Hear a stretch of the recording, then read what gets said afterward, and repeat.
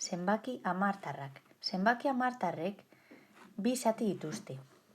Komatik eskerrera dagoen zatiari zati osoa deitzen diogu, eta komatik eskuinera dagoen zatiari zati hamartarra.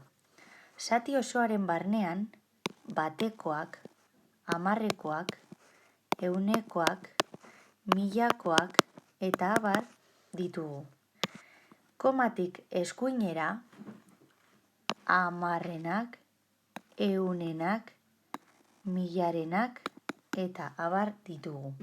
Beraz, adibide bat jartzekotan 19,787. 19 zati osoa osatzen du, komatik eskerrera dagoelako. Eta 787 zati hamartarra osatzen du, komatik eskuinera dagoelako. Beraz, nola irakurri daiteke zenbaki hau?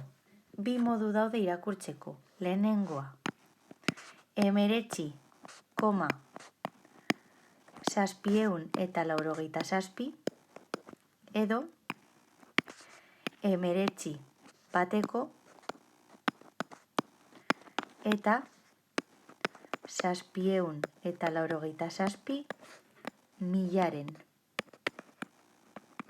Zergatik milaren? Zati hamartarrak 3 zifra dituelako, eta goiko letretan fijatzen bagara 3. letra milarenak dira. Beraz, 787 milaren irakurtzen dugu.